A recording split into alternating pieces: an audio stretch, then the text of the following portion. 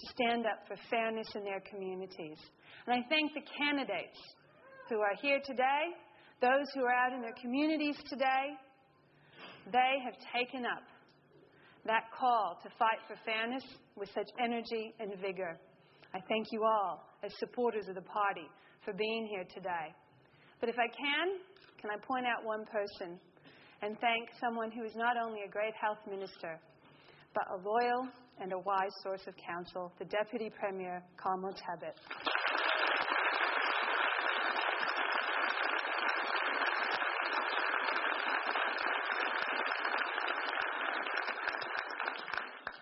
I also acknowledge the traditional owners of the land, pay my respects to their elders past and present. I'm so proud that it's a Labor government, that it's this Labor government that amended the New South Wales Constitution to recognise Aboriginal people as the first people of New South Wales.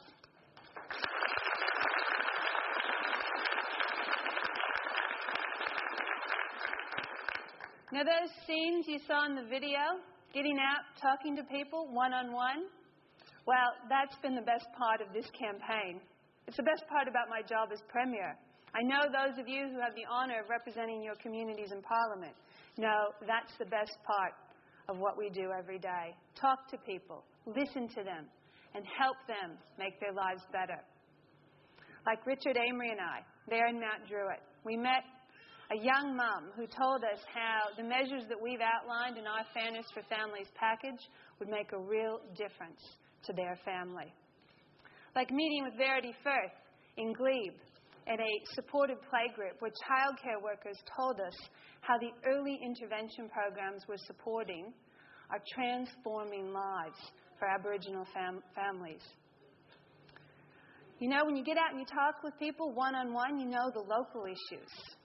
David Harris and I were at the CK Cafe in Tukley, and a local resident asked us what were we going to do to improve safety at the local intersection. Well, won't surprise you to know that David Harris had already had the RTA on the job. Indeed, wherever I go in New South Wales, people ask me about our vision for the future of this state. This election is about the future. It's a choice between two views of what New South Wales will be in the future. Our vision for this state is built upon our core values as a party, our core values of equity, of social justice, of equality of opportunity, regardless of your background, of caring for those who are most in need. We believe, as the Labor Party, that you can have a strong economy, secure jobs for workers, and have rights for those workers. You don't need to give up one at the expense of the other.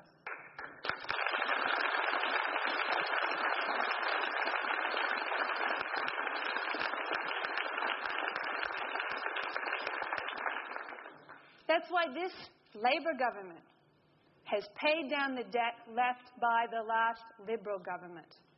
That's why this Labor government is investing in infrastructure, is cutting payroll tax, is cutting red tape, is investing in our regions, in the Central Coast, the Hunter, the Illawarra, in the Bush, and in Western Sydney, investing in attraction funds that provide for jobs and opportunities in the regions.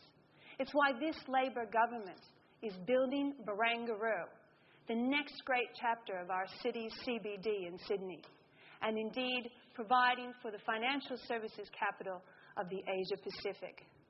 These measures have seen New South Wales post the second lowest unemployment rate of all the states. And we don't have a mining boom to dig us out. Our opponent says he's going to create 100,000 jobs in this first 12 months. Well, in the last 12 months, this Labor government has supported 138,000 new jobs in New South Wales.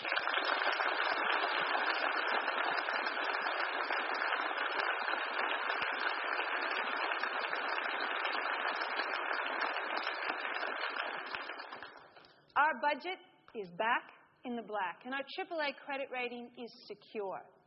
This means that we can invest in the services and the infrastructure that support families in this state. Now, one of the most important things we can do to grow the economy And one of the most important things we can do to provide equality of opportunity is to have a strong public education system. Indeed, a strong public education system is the great equalizer in what is an otherwise unequal world. And it's been this Labor government that's reduced class sizes. It's been this Labor government that's introduced reading recovery teachers. And it's this Labor government that gave parents access to the information that they wanted to have about their child's local school. Now, as a result, our kids in our New South Wales public schools are amongst the top of the class nationally when it comes to literacy and numeracy rates.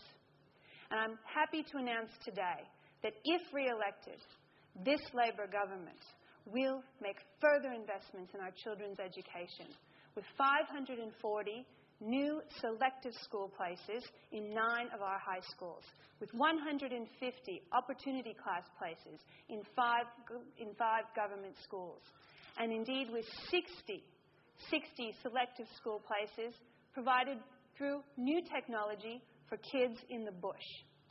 This isn't a focus on our children's future.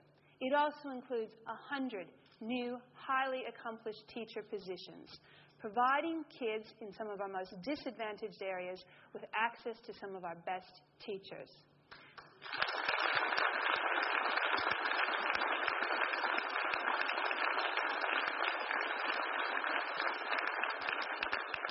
In addition, we'll provide a literacy guarantee, a literacy safeguard for children in Year 3. When they're not meeting those minimum literacy standards, they'll have a personalized, phonics-based program worked out for them. It will ensure that no child is left behind. Our education policy is called The Best Start in Life because that's what Labor governments deliver for our children.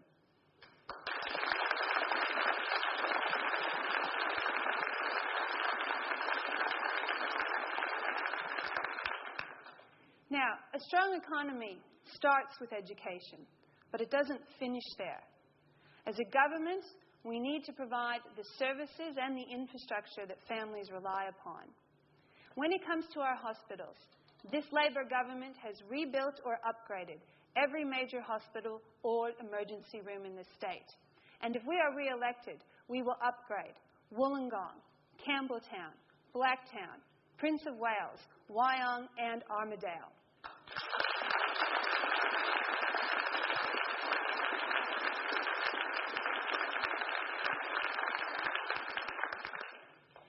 Now, working with doctors and nurses, and with the support of the Cabinet, I went to COAG.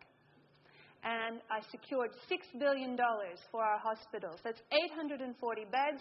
That's 860 nurses for our hospital system. Our opponent can't even decide if he can endorse the COAG Health Agreement. Well, 399 of those beds are already open in New South Wales hospitals. And if we're re-elected, we'll deliver the rest of those beds, we'll deliver the rest of those nurses, and we'll deliver 1,400 nurses on top of that.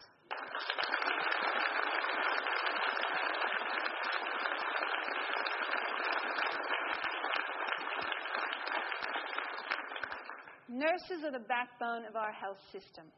And when it's your child who's in the emergency department with a broken arm, or when it's your grandmother who's waiting for her hip surgery, those nurses and those additional beds will make the real difference for them to get the health care they need when they need it. Now, transport's another area where we're delivering services that make that real difference to families. We have, through our Focus on the Rail network, delivered 96% on-time running, 13 new Metro bus services, and 12 new free CBD shuttle services. Now, we've lowered public transport fares under my zone. And if we're re-elected, we will cap public transport fares to the rate of inflation.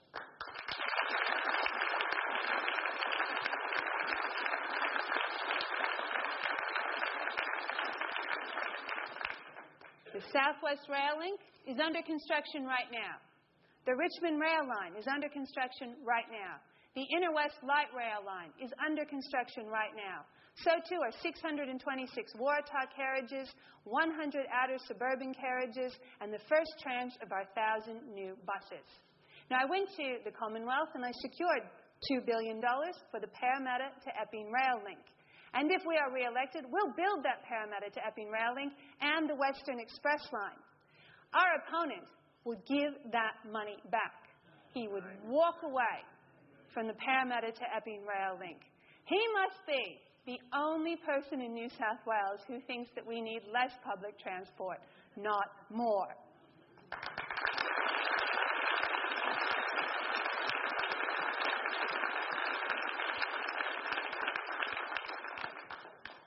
Now, in order to support families, it's essential that they live in safe communities.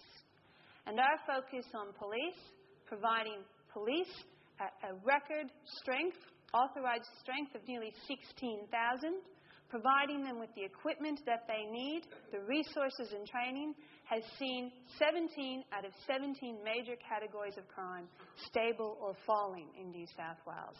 We'll continue that excellent work of the police if we're re-elected. 360 more police officers, the equipment, and particularly new powers that help them to fight crime, stay one step ahead of the criminals, and particularly to target organized crime gangs. Now, Labor governments understand that whether the economy is good or not so good, we need to stand behind families. We need to invest in services that care for those who are most in need. Indeed, the commitment to social justice runs deep in the Labor Party. Now, it used to be that disability and caring for someone with a disability was a private problem. We made it a public priority through Stronger Together.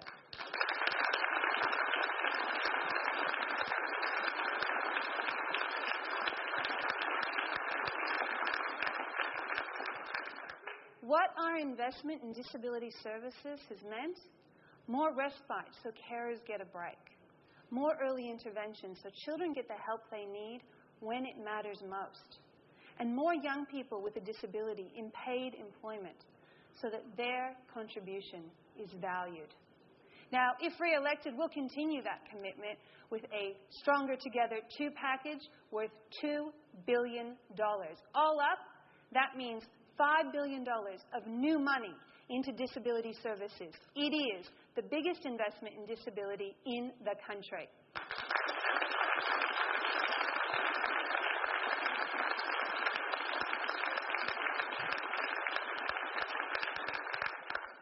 Now, social housing is an area that Labor governments invest in and Liberal governments don't. This Christmas, about 4,500 families in New South Wales celebrated the holidays in their new home. And they did so because we delivered the federal economic stimulus package more efficiently than any other state. Now, our opponents have policies that don't even mention social housing. I can't even recall if they've asked a question in the Parliament about it ever. They're not interested in social housing. We are. We understand that having a roof over your head is fundamental to a family.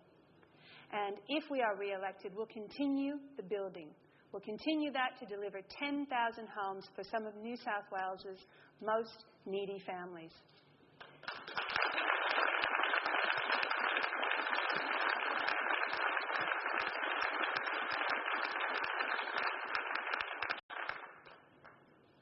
Now, when we talk about people who are vulnerable, there's perhaps no one more vulnerable than a child at risk of harm in their own home. And one of the most heartless things I've heard in this campaign is our opponents' commitment to cap the number of children who will be cared for by the Department of Community Services. Surely a child deserves help if their life and their safety is at risk. Surely a child should not be denied help because some arbitrary cap for that year has already been met. We have changed how child protection is delivered in New South Wales. It's a whole of government focus. And working with non-government organizations, we are transforming families' lives. It's a $750 million commitment made during the global financial crisis and delivered during the global financial crisis. This stands in stark contrast to the opposition. The leader of the opposition has said that if the economy is constricted, so too should be the budgets of community services and disability. No wonder Mr. O'Farrell doesn't speak in specifics, because when he does, real people get hurt. Real jobs get cut. Real infrastructure projects get axed. When his front bench open their mouths, we learn about public holidays being axed. We learn about new taxes that are being planned. No wonder Mr. O'Farrell wants to keep the likes of Mike Baird and Andrew Stoner and Don Page under wraps. When they open their mouths, the cat comes out of the bag. In those unguarded moments, we catch the glimpses of what they're really planning. Now, Mr. O'Farrell doesn't want to tell us what it is he would do in government. He's got people, the likes of Max Moore-Wilton and Gary Sturgis and Ken Baxter, circling around him, whispering in his ear. These three gentlemen are responsible for the loss of some 85,000 Australian jobs. And indeed, one of them works for a company that recently put robots in British hospitals. No wonder Mr. O'Farrell doesn't speak in specifics. He's announced 47 audits and reviews. We all know what that is. It's liberal code for cutting services and cutting jobs. I mean, for goodness sakes, Max Moore-Wilton's nickname is not Max the Reviewer. It's Max the Axe. And it's that for a reason.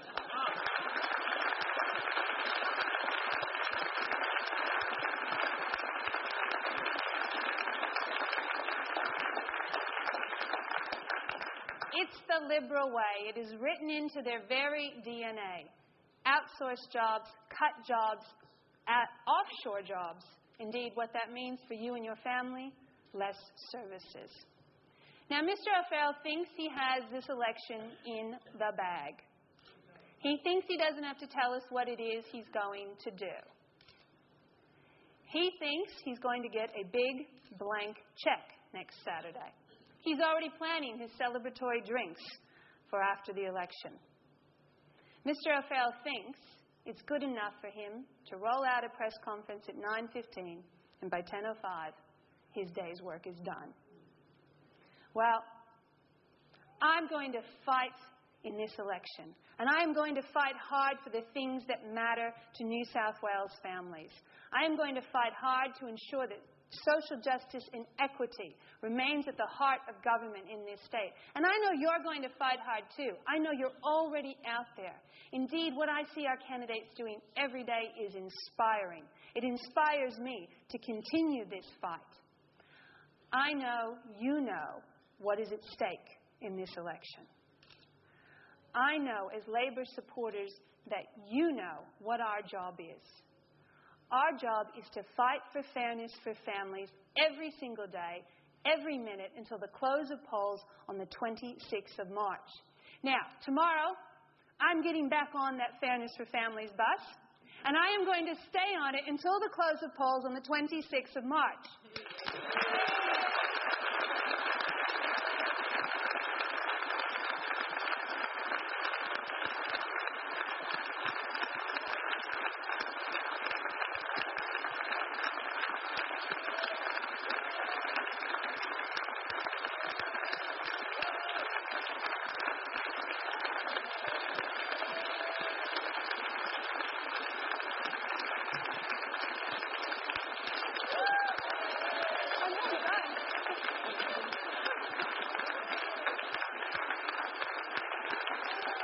Wait, there's more!